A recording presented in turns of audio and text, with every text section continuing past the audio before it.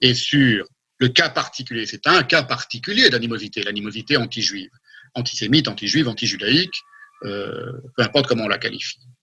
Et elle est elle-même, de toute façon, complexe et polymorphe. Mais ce n'est qu'un cas particulier d'un certain type d'animosité, évidemment. Mais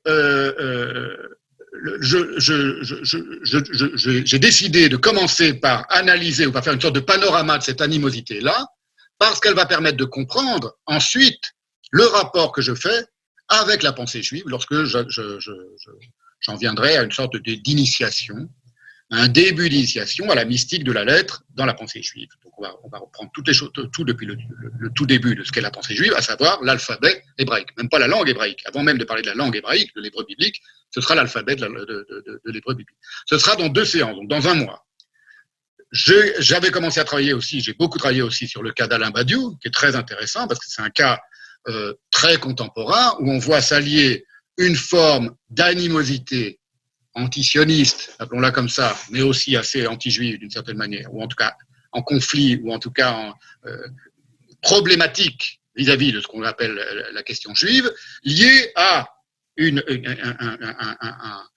revendication d'universalisme à tire-larigot. Voilà. Donc, ces séances qui commencent aujourd'hui sont liées évidemment avec la séance précédente, avec les séances précédentes sur la question de l'universel et du particulier. Tout ça forme un tout cohérent.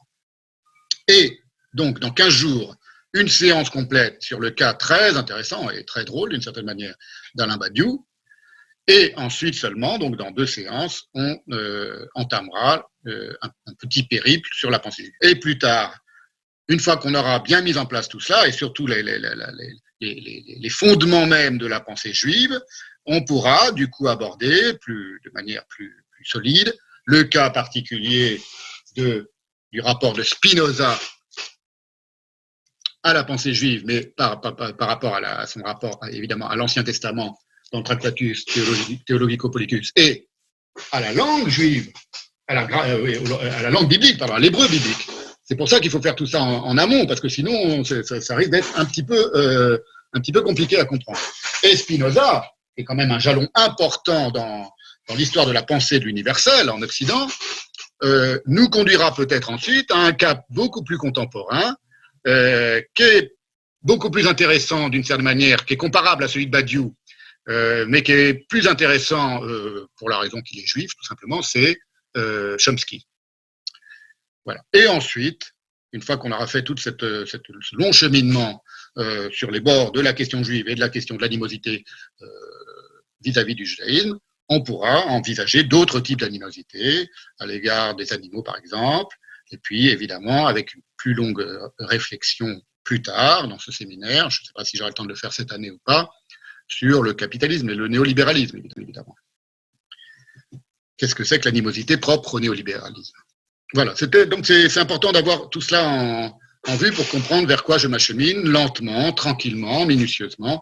Et c'est pour ça que je prends mon temps, c'est pour ça que j'ai décidé qu'aujourd'hui, je prendrai le temps de déployer ce panorama, cette généalogie, c'est pas un panorama vraiment, surtout vu tout ce que j'ai dit de mon rapport à la vision, c'est plutôt une généalogie de l'animosité, généalogie de l'opprobre, et j'ai décidé de même plus l'appeler généalogie de l'opprobre anti-juif ou anti-judaïque, parce que c'est une généalogie de l'opprobre en soi, d'une certaine manière, à travers le cas particulier de l'anti-judaïsme.